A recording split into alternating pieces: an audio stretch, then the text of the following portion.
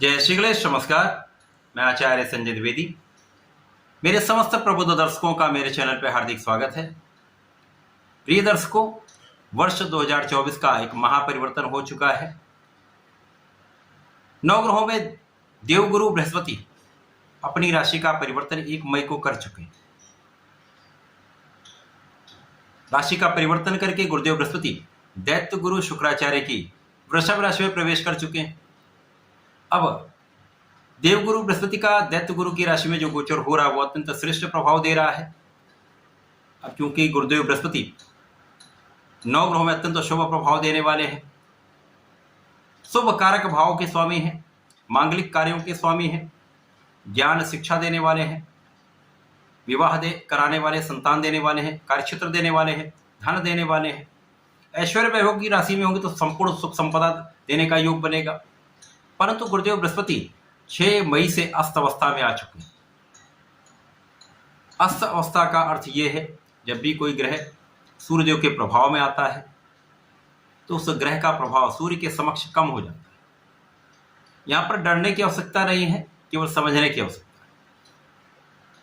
क्योंकि सूर्यदेव राजा है, राजा के समान इनका एक विशेष आभामंडल है। प्रकाश का स्रोत सूर्यदेव है, ऊर्जा के स्रोत सूर्यदेव है। तो इनका जो विशेष आभामंडल है उसके समक्ष समस्त ग्रहों का प्रभाव आभामंडल क्षीण हो जाता है। तो ये दूसरे ग्रह का जो प्रभाव वो कम दिखता है, इसी को अस्त अवस्था कहते हैं। अस्त अवस्था का ये अर्थ नहीं है कि वो ग्रह अपना कार्यकत्व छोड़ देता है, अपने दायित्व का निर्वहन छोड़ देता है। अब 14 मई को सूर्यदेव अपनी राशि का परिवर्तन करेंगे और गुरु के साथ गोचर करना प्रारंभ करेंगे। वृषभ राशि में गुरु और राजा सूर्यदेव का युति प्रभाव आरंभ होगा। तो निश्चित रूप से वृषभ राशि अत्यंत प्रबल होने वाली है। वृषभ राशि का भाव जो है वो अत्यंत प्रबल हो जाएगा। 6 मई से गुरु अस्त अवस्था में रहेंगे। इनका अस्त जो काल है वो 1 जून तक चलेगा। तो ये विशेष रहने वाला है, क्योंकि जब भी कोई ग्रह सूर्य के साथ मित्रवत भाव में होता है तो उस ग्रह का प्रभाव भी बढ़ता है। उस ग्रह के कारण सूर्य के प्रभाव में भी वृद्धि होती है। अब क्योंकि ये राजा और गुरु का संबंध है, विशेष है, राजा और मंत्री का संबंध है, अत्यंत विशिष्ट रहने वाला है। जब भी गुरु और सूर्य का संबंध बनता है तो शासन सत्ता का गुण प्रबल हो जाता है, शासनिक प्रशासनिक क्षमताओं में वृद्धि हो जाती है। क्योंकि यहाँ पर आपका धैर्य भी श्रेष्ठ होता है, आपका सामर्थ्य भी श्रेष्ठ होता है, आपके अंदर कंसंट्रेशन भी बहुत अच्छा होता है, आपका कॉन्फिडेंस भी बहुत अच्छा होता है, साथ में आपके अंदर विवेक धैर्य होता है। इसका लाभ आपको मिलता है।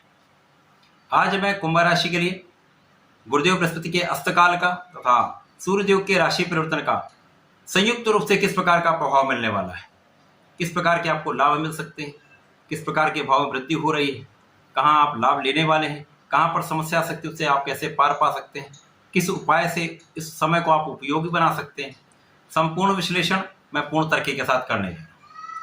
प्रिय दर्शकों, इस राशिफल को आप अपने राशि तथा लग्न दोनों के अनुसार देख सकते हैं। कुंभ राशि शनिदेव की राशि, जहां पर कुंभ राशि में शनिदेव अत्यंत प्रबल अवस्था में गोचर कर रहे हैं, शश नामक राजयोग में है। तो कुंभ राशि के अत्यंत श्रेष्ठ है, क्योंकि यहाँ पर लग्न अत्यंत प्रबल है। जब लग्न प्रबल होती है तो जो सकारात्मक परिणाम मिलते हैं, सकारात्मक परिवर्तन होते हैं, वो बड़े लाभ देते हैं। तो यहाँ पर आपका आत्मबल श्रेष्ठ होगा, आपकी क्षमता कई गुना बढ़ जाएगी, आपका बुद्धि का भाव अत्यंत प्रबल रहेगा तथा आपका ज्ञान श्रेष्ठ रहने वाला। अब कुंभ राशि के लिए गुरुदेव बृहस्पति अत्यंत श्रेष्ठ भाव के स्वामी हैं। यहाँ पर आपके लाभ के स्वामी तथा आपके धन के स्वामी। लाभेश धनेश का गोचर सुख भाव में हो रहा है, सर्वश्रेष्ठ भाव में यहाँ पर गोचर भी हो रहा है। अब यहाँ पर सूर्यदेव जो है वो सप्तम के केंद्र के स्वामी होकर वो भी सुख भाव में केंद्र में जा रहे हैं। तो यहाँ पर सर्वश्रेष्ठ लाभ आपको मिलने वाला है। यहाँ पर आपका चतुर्थ भाव अत्यंत प्रबल हो जाएगा। सुखों की वृद्धि का संपूर्ण योग बन रहा है, भूमि भवन वाहन का योग बनेगा। आपके कार्य क्षेत्र को सर्वश्रेष्ठ लाभ यहाँ पर मिलने वाला। कार्य क्षेत्र में आप बहुत अच्छा करने वाले, जो भी आपका क्षेत्र है, आपका ज्ञान का क्षेत्र है, आपका शिक्षा का क्षेत्र है, आपका कोई प्रोफेशन है, आपका कोई व्यापार है, में आप सबसे अच्छा लाभ यहाँ पर लेने। नौकरी में है तो पद वृद्धि होगी, व्यापार है तो विस्तार होगा। इसी प्रकार से लोगों का संपूर्ण सहयोग मिलेगा। यदि आप राजनीति में हैं तो यहाँ पर सर्वश्रेष्ठ अवसर आपको प्राप्त हो रहे हैं। जनता का संपूर्ण सहयोग आपको मिलेगा, जिससे आपके कार्य क्षेत्र में आप टॉप पर होने वाले। बहुत अच्छा योग। इसके साथ ही साथ यहाँ पर यश वृद्धि निश्चित है। आपके कार्य क्षेत्र में आपको अपने कामों के बल पर, आपकी योग्यता के बल पर, आपके ज्ञान के बल पर, आपकी क्षमता के बल पर, आपके नेतृत्व के बल पर आपको यश वृद्धि निश्चित होने में।